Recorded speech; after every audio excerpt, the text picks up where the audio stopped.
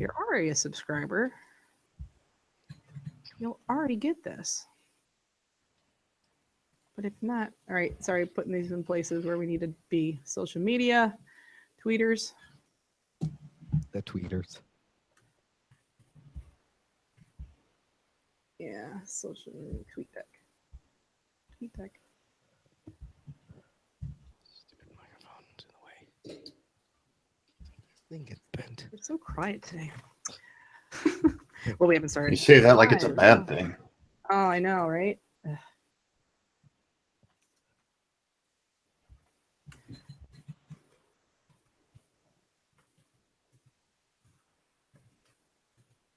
McFarlane. What is it? McFarlane. I believe it's just Todd McFarlane. Okay. He sounds like Kermit the Frog, by the way, also when he talks. I've seen that. Yeah, he kind of does. I always thought that was funny. I was like, just yeah. The put first your time feet behind something and you want to draw him. I was disappointed the first time I heard him talk after admiring his work. For He's so gonna long. be a I'm like, giant badass. oh shit, he sounds like Kermit the Frog. What? Kermit the Frog here. Hi there.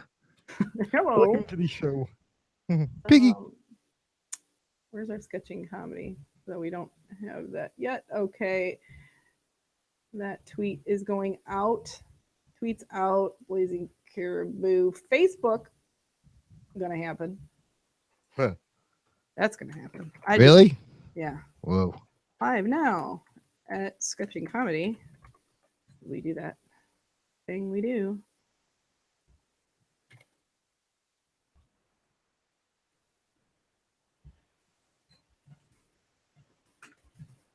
Oh, crap. Wrong button.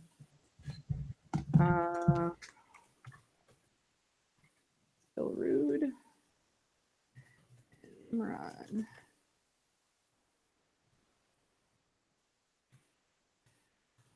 Talking about Todd McFarlane. Are we live? Yeah, we're live right now. but Oh, we haven't snap. started. Why? What you doing? It's exciting. It's very exciting. Oh, we're Coffee. excited. We're excited. It's all good. It's all very exciting. It all very is exciting. It's so exciting. All right, kids. I think I'm starting the Audacity now. And that's done. There are so many buttons to press. Like Always with I the can't buttons. just get through this. Okay. Always with the buttons. All right. And I got the thing up live. If you guys can mute your microphones, we'll go live in 5 seconds. In 3, 2. Somebody didn't mute their microphone. Thank you. 3, 2.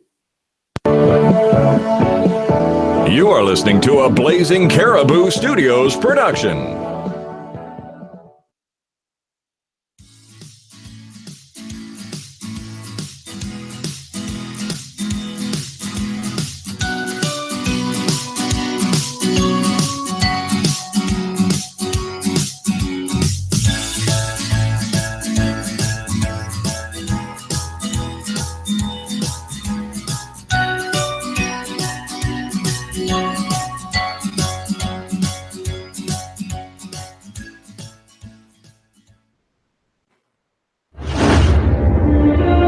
I believe there's a hero in all of us. Gives us strength, makes us noble. Even though sometimes we have to give up the thing we want the most. Welcome to the most dysfunctional collection of art supplies, alcohol, and shit talking the internet has to offer. This is Sketching Comedy, and I'm your host, Carrie Sims, along with the guys on the drawing boards, Mr. Imran Javed and Mr. Phil Rude. What we do here is talk about art and artists while we crack jokes, sketch out what we talk about, and see where we end up by the end of the show. Will it be a train wreck or a conversation that results in great sketches, or a great conversation that results in sketches of train wrecks? Who knows? But we soon shall see. Hey, Phil, how are you doing tonight? I'm doing good, Carrie. I am Much better than drawing a Brooklyn? lot of hatching and chains and no feet.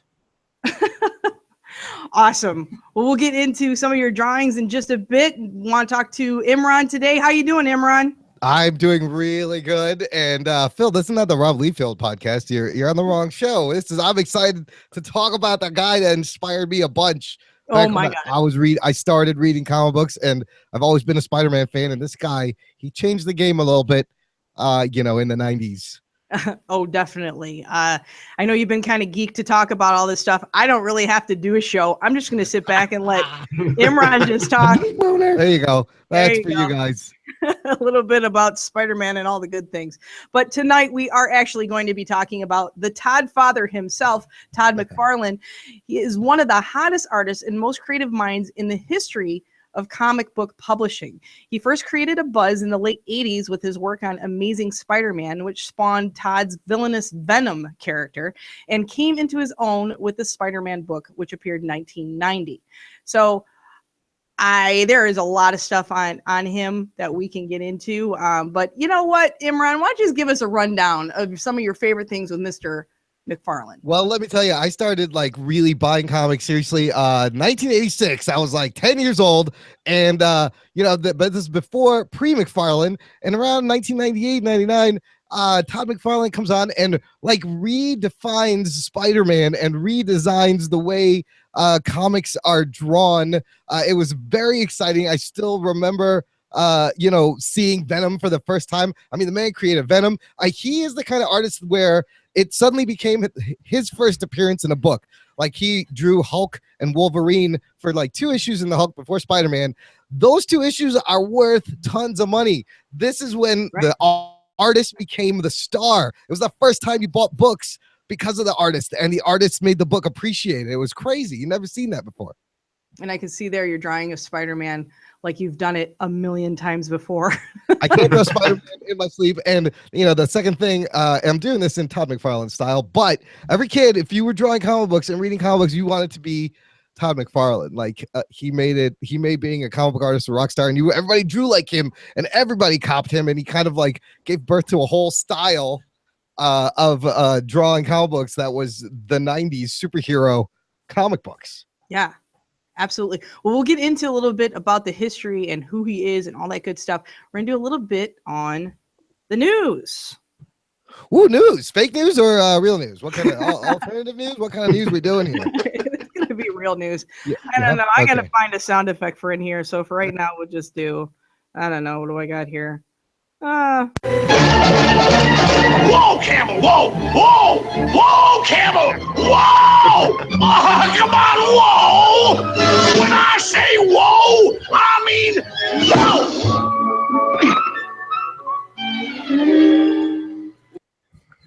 whoa!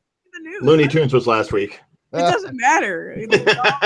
Work together. I don't care. It's what happens when you give me a soundboard and I got sounds on there. So apparently McFarlane Toys, which, let me just say, I didn't even know he had like this toy thing. Oh, I learned so much today. Yes, I learned so much today, but he brings Destiny, Mass Effect, David Bowie, and so much to Toy Fair 2017. So over the past 24 years, McFarlane Toys has amassed a pretty sweet collection of licenses from all your favorite video games, violent TV shows, and even now anime.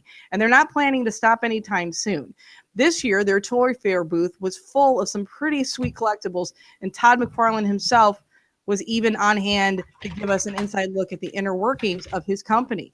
Longtime fans of McFarlane Toys will notice the company's latest diorama sets, which features licenses from Steven Universe, cool, Rick and Morty, awesome, and nice. South Park, including the upcoming game Fractured But Whole, are a bit of a departure from their earlier, more realistically detailed construction-based sets in The Walking Dead and Game of Thrones. McFarlane told us that this was a deliberate experiment to target a different audience of parents and kids than you'd get in the whole action figure aisle. So far, it's really paid off. Their 5 Nights at Freddy line, which I see all over GameStop. I'm like, what's a 5 Nights at Freddy? I swear to God. It's huge. I know it's huge. It's everywhere, which will soon be expanding to include sister location sets from the latest games. Is the biggest success they've ever had at a toy fair. If you've never heard of the massively popular series, you're not alone, because McFarlane himself didn't even realize it would be such a popular brand for them until he got so many orders that he couldn't keep up with them. What it's telling me is that the world is changing. He said, just because we adults don't know about it does not mean it's not living in a dimension someplace, a new level on the internet where the youth are getting their information and entertainment, which is true. Like that's pretty amazing. I mean, first of all, this guy is great. I mean, I could be like the newest Todd McFarlane follower. So how smart is that? Like just on an artistic level and a business level, right? He brings the attention, like the detail that he brought to comics and his art. He puts them in these action figures, and they're amazing. They're amazing toys. And with stuff like Hot Toys, he was smart enough to price them more affordably, but have just as high quality in the work. And it's brilliant. It's a great idea. Oh, it absolutely is. I mean, you could tell. I mean, like, first of all, I still don't know what Five Nights at Freddy's is, but I know it's out there. It's a video game, I believe. It's a video game? Yes. Okay. It is a video game. Yeah. Okay, so it's out there, but like he said, you know, I mean, he's well in his, let's see, if he was born in the 60s, he's probably what? He's got to be in his 50s. 50s or 60s somewhere? No, he's got to be in his 60s, right? So, no, you know, if he's born in the 60s, he's in his 50s now. Okay. Well, they were in I'm sure he was in his 20s, like in the heyday, right? You know, back in the 80s. But he's so clever, like to even think that, you know, he's like, well, you know, kids are kind of buying stuff, like let's find out what they're doing. And like, I mean, I know he's like really into like Destiny and all these video games. Like the video game thing is really a hard, cool market to hit, because I'm going to tell you, like James's nephews are like just everything's Destiny right now. And it's been like this for a year. Like everything's Destiny. And the thing is they kind of follow him a little bit, because like, you know, James would get into something and then they would kind of get into it for a while, you know, and it like Mass Effect or those types of things. So he's just really kind of like tapping into a genre that's like, like you've got to kind of cater to him. And it's like, it's funny because like, for example, James's sister doesn't know squat about Destiny, but she buys the toys for her son for it. Wow. She's like, what do you want? That's right. Yeah. And you know, because it makes him happy and it makes him be quiet. You know, it's like, oh, he's talking. Be quiet. What do I do? Shove a toy in his face. We had my buddy I went to art school, we've had him on our show, Chris Barrett. He was the game director on the Destiny Rise of Iron expansion pack that came out. Like he directed that whole thing. And look, not only that, Todd can be credited for launching Image Comics and his title Spawn, right? Which like he was the first guy to push creator-owned comics. Here's what was happening. This is what Stan Lee did this to a lot of artists for decades. He would tell them, he would give them literally one line of plot, right? And he'd be like, okay, here's one line. I need 22 pages. He would leave it up to the artist to plot and draw the whole book, and he would come in at the end and write the word bubbles. He would just figure out word bubbles that went with it, take full writing credit. The artist never got compensation for any of the plots that they did, and he chased away all of his top talent. Steve Ditko, John Buscema, all these guys left because Stan Lee kept fucking with him like this. So Todd finally, it took until the 90s of Todd to be like, look, I am so popular that I put out my own Spider-Man #1, 1990, sold the most any comic books ever sold. Him and a couple other, which Rob Liefeld included, creator-owned guys, broke away, started Image Comics as his first creator-owned label, and it made more money than like DC in it, and it became one of the big two at a time. So, you know, here's someone who's standing up for creator rights. It's always, I love, you know, fighting for creator rights, and this guy, and he still manages to stay relevant to this day, which is so cool. Like you could, if you follow him on his Facebook page, he does live drawing. He'll draw like Spider-Man or Spawn. He'll do drawing lessons, and they're great. It's so much fun to watch, and you'll learn a lot. Yeah, no, absolutely. That's cool. I need 1 second. I think I didn't hit the button. Nope, I did. Okay, everything's fine. We're good. We can keep rolling. I'll just put a little marker right there. I was like, oh no. Yeah, this is a live show, so you know it all goes good. It's all well and done. It's fine. It's fine. So yeah, you know, definitely. Like I said, I've been, you know, kind of delving into some of the stuff that he's been doing. And I mean, that's interesting. You as someone who's just learning about him, like what struck you most learning about Todd McFarlane? Definitely, like I want to say like the Spawn animated series, which was something that I kind of knew a little bit about. And see, that's what's really cool. You guys got me as a noob here. Like you could teach me anything. You could tell me anything. I'll be like, okay, I'll just suck it in like a sponge. But he really kind of changed like a lot with this whole series. I mean, it just became like this whole Emmy award winning comic series. It the last thing I remember, honestly, before I think Batman, I think it was Arkham. Maybe. Yeah.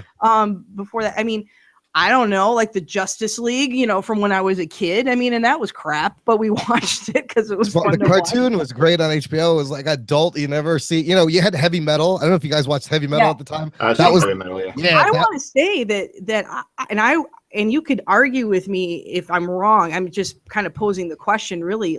Did he change comics? Because my God, yes. I mean, it's like, is this a guy? Is this the reason why we have this adult cool comics now? Because no, he's not the reason for adult comics, but not adult, but I mean that whole movie No, I think that was Frank Miller more than anybody. Right. To bring the cinematic, because he was a great storyteller working off other people's script. Like I'm gonna say, when he got his own book, not the best writer, the Todd McFarlane. These artists I always thought that was one of the failings. They thought they could do everything, and sometimes they weren't the best writers. But what he did do, I think, is he kind of started the beginning of the 90s oversaturation bubble bursting market. Because when the first Amazing Spider-Man comes out in 1990, and it's one of the first times they're doing a variant cover with silver ink, right? So now the rest of the 90s is filled with die-cut covers, hologram covers, all these gimmicks. I have a pile of these comics. They're worthless because they were printing millions of them. Everybody has them. Right. And that was kind of the rise of just comic books being everywhere. So he did push comics into the mainstream. He launched it in the 90s where, Rob Liefeld had, he was doing commercials with Spike Lee. And this was news. Yeah. This was news everywhere. Right. And Spawn, to his credit, is one of the longest running independent comics from Image. It's been going for 25 years. It's still going, right? Yeah, it's still going to over 250 and issues. Savage Dragon are I think the only two of the original Image books that are still around. And they're still going. So for an independent comic to go over 200 issues for 25 years, Walking Dead is up there with 15 years, and they're on 163. But you forget, Spawn, is it still relevant? It's still being published every month. Right. Well, the one thing I do find fascinating about this guy is his diversity. He knew, I'm not going to just be a cartoonist. I'm going to put my hand in all these different things, and I'm going to become, if one thing fails, I have something else to rely on. I'm always telling people, I'm in financing and things like that, to diversify. Don't put all your eggs in one basket. Kind of put one here, put one there. Even on our company, we do that with podcasts. We're like, okay, we'll try a little bit here, we'll try a little bit there. If one fails, that's okay, because we've got this other one to kind of rely on it. And it's kind of how I feel with this guy. He's, he co-founded Image Comics. He's part owner of the Oilers, the Edmonton Oilers. Yeah, he's a huge hockey fan. Is he really? Yeah. He designed their third jersey or something like that. That's awesome. So he created the Spawn comic book series. He's got so much stuff. He has his toys. He has his sporting. He also, which I find really funny, he purchased the Mark McGwire 70th home run ball. That's at right. an auction for $2.7 million. And he said something he's like, I'm either going to be known for the guy who purchased, McGwire's ball for $2.7 million, or I'm going to be known as the guy that purchased McGwire's ball for $2.7 million. You're like, well, it's probably the latter. So yeah, I think it's really neat. He's got all these different things. Smart. He built a brand before building a brand was a thing, his own brand, and smart businessman.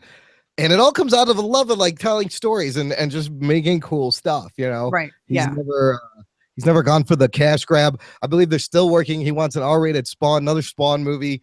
That movie was okay. It was, again, I think a little bit before its time. You know, superhero movies were still way early and nobody took them seriously. Mhm.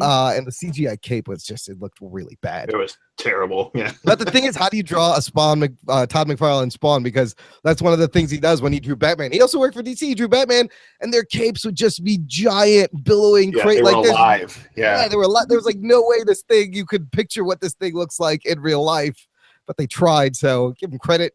Well, that's But why Spawn worked better as an animated series than it did yes. as a live Mhm. action. also, I read Kevin Smith is working on a series for HBO, I think, but with Sam and Twitch, who are two detective characters from the Spawn comic books. Yes, I just So- saw that too. Yeah, so it's like kind of it's tied to the universe, but he's still got a good character there, and I think it's time for him to like bring it out properly and have more control over it, and then it will be good. Well, if you So I have have- HBO Go, the original Spawn animated series is on there right now. So Mhm. It's really you good. A lot of can- you those can revisit it. It's Yeah. it's Oh, nice. it's not bad. Yeah. It's really good. There was a Max. A lot of those early Image comics got some cartoons. There was one called the Max that was really good. They got a cartoon. But the Spawn HBO, yeah, it's dark and it's violent. And you're like, this is awesome. This is a It's super cartoon. violent. Yeah. Yeah. Okay, I got a little bit of trivia or fun facts, I guess, on him. So you probably know this stuff, Imran, because I don't know. let's I see. think you dream of him at night, but Cyan is the name of creator Todd McFarlane's daughter, Oh, that's cute. while Wanda, which I found out earlier, is the name of his wife. Terry Fitzgerald is the name of a friend of McFarlane, and all names are from his comic Spawn. So I think it's kind of neat, kind of like, Wanda is the Spawn character's wife. and it's Cyan- also his wife. Yeah, and his wife, and that's where you get. And Cyan is, CMYK, I guess. And Al Simmons was the name of a roommate of Tom Oh, McFarlane. cool. That's the dude's name. Yeah, no, it's weird. I think about it like I'm such a nerd, and I in high school for English class, I actually wrote a paper comparing Steve Ditko's Spider-Man drawing style to Todd McFarlane's Spider-Man drawing style. Oh, nice. I did a paper on it with I drew examples for the paper. But how some people look up to athletes and they want to be that athlete. Like this Yeah. is my fucking athlete. Like I wanted to be Todd McFarlane.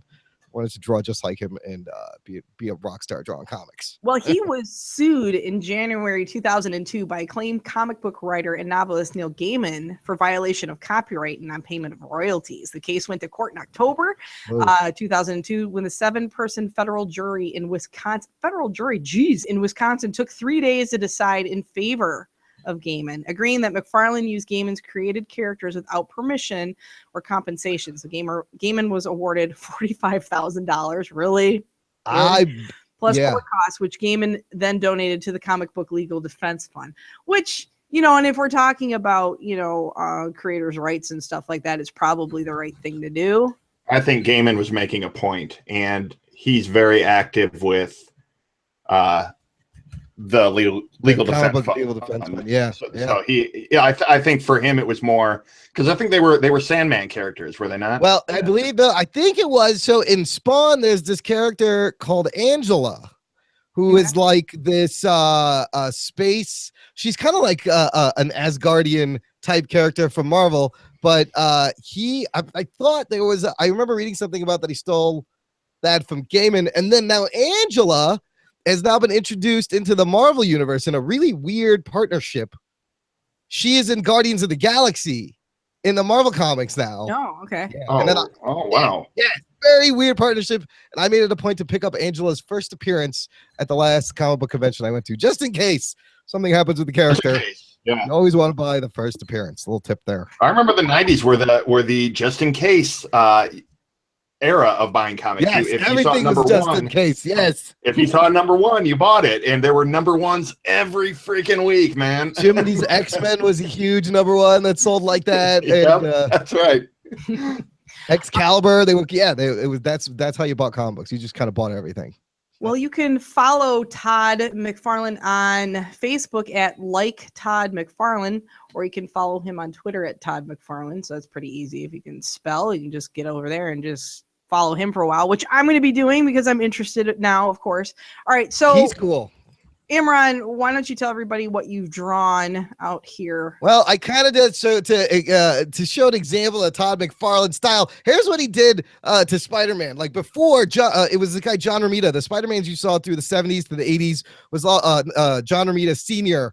And it was small eyes, kind of not as dense webbing. So Todd comes in, he makes the eyes really big. Right. He makes the webbing more dense and curvy on the suit. He changes the webbing to where, most people, the webbing used to just be kind of like a straight line. And then he brought it in and he would put knots in the webbing and he would give it some depth and some 3-dimension, and then he would just pose him like a spider all the time in these crazy poses that you could never do. It was awesome. So I kind of drew a little Spider-Man bust in honor of Todd McFarlane. Very good, very good. And Phil, what do you got going on over there? I drew myself as Spawn. Yeah, that's awesome. But I ended up looking more like a gay Las Vegas stage magician. That's the new act that follows Siegfried and Roy, I think. I see that guy's poster. Oh my God, that's great. That's Phil Spawn, and I got my baseball gloves so I can catch my Mark McGuire balls, and I got chains coming out of my crotch. Oh yeah, that's awesome. I want as much McFarlane as I could get into this. Oh my God, that's awesome, Phil. Well, if you want to catch Phil, you can catch him at philrude.com. You can see a lot of this stuff, and you can catch Imran over at Jock and Nerd. Is it jockandnerd.com? Jockandnerd.com. And I'm, after this, I think I'm gonna have to do a whole episode on Todd McFarlane with the boys over at the Jock and Nerd podcast. Just for fun. Come over. I want to hear. Definitely. Yeah, because I could geek out about this. There's so many things that I could get into. I know. It's there's so much stuff, and we could always come back and revisit. I'm all up for that. So I like so much that Carrie discovered him. Yeah. Just researching this, and she's so into him now. I would have recommended it, but I didn't even need to. I was like, wow, you guys, you go straight to Todd McFarlane, right on. I'm in. Well, that's the thing, and you guys should let me do that. Kind of do my own research and kind of figure it out, because it's I like doing that, and all of a sudden, I'm like, this guy is kick ass. Yeah, that's great.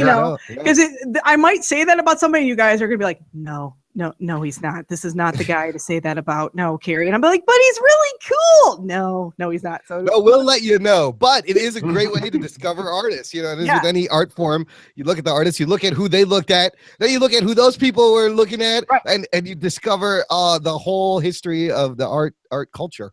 Right. Well, and see, I just didn't. It's so funny. I watch cartoons. I am a comedian, those types of things. But I didn't get into comics or graphic novels. It just never did. I do have an older brother. He's 5 years older, but he got into heavy metal. He never got into comics at all. Yeah. And because of that, I didn't really have any direction there. And I mean, my dad wasn't going to get into that stuff. He was old man. He's still an old man. So, for me, I really wasn't exposed to it by anybody, not a boyfriend, not anything. So interesting. What's really cool is that I am marrying this geek who is into this stuff. And I'm like, oh, this is fun. I totally get it. So there's all of these question marks that I have in my head that I've always been like, how does that connect? And it's starting to connect. We'll help you connect them. And also, you want to talk about comedy writing, aside from superhero comics, you'll find some of the best hilariously written stuff in comics, cartoons, and autobiographical stuff in comedy comics. There's not, the genres of the medium. That's why it's amazing. All you need is a pen and a paper and an imagination, and you can do anything with it. Go anywhere. I agree. Well, if you guys like this show, please follow us on YouTube at Blazing Caribou Studios. You can just go right to YouTube and just type in our name, and you should be able to follow us every week on Wednesdays at 6:15 Central, 7:15 Eastern. Also, you can follow Jock and Nerd. You can follow Phil. You can follow me at Twitter at CarrieSims1. You can follow Sketching Comedy at Twitter at Sketching Comedy. Thank you guys for watching or listening to Sketching Comedy and following along with your favorite podcatcher with our fellow artists, Mr. Phil Rude and Imran Javed. Thank you guys both for lending your talents tonight. Next week, we get into John Romita Jr. Yeah, look at you, man. Nice. This is great. Now, which one? Junior? Are we going senior? junior or senior? We're going junior first. Okay, we'll work Then our we'll way back. All right. Yeah. We'll do back to I back. like them both. We'll Yeah. go junior then senior. That's They're how we're both gonna do. amazing artists. Man, you that's fantastic. This is like a comic book Diving in, artist yeah. dream come true right here. So basically, he's a comic book artist best known for his work in Marvel Comics. And with that, our show kind of comes to a draw. So I've been your host, Carrie Sims, I see what along you with did. Phil. Yeah, you see what I did there? With Phil and Imran. We'll sketch you guys next week on Sketching Comedy. Sketch you later, everybody. Get it? I know. But You are listening to a Blazing Caribou Studios production.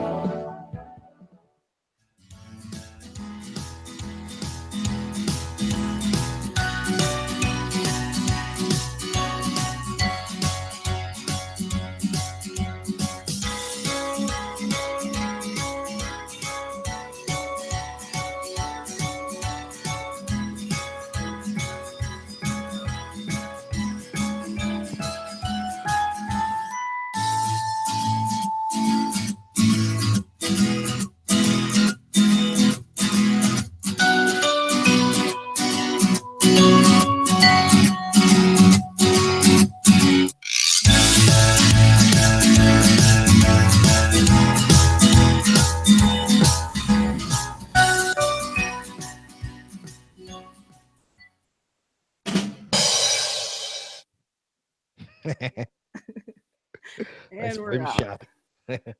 We're still live on YouTube, but I'm going to close this up a little bit. So we did. all get right, guys, four I got to people. run because Joel Yep. has hit me up on the other line. So Good. I will talk to you guys later. Bye, Phil. Talk to you soon. We're a bunch of podcasting mofos, right? You Oh guys my are. God, Phil's Yeah. like one right after another. We How had to do many? That's three. That'll be three in a row for him now tonight. 3 in a row. Yep, Damn. I know.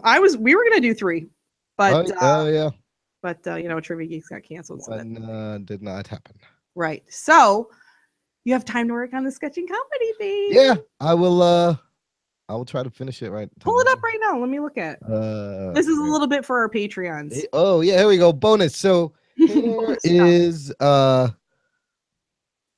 here's the giraffe, and I just He's kinda, cute. he's very cute. I painted the monkey, and that's a hyena.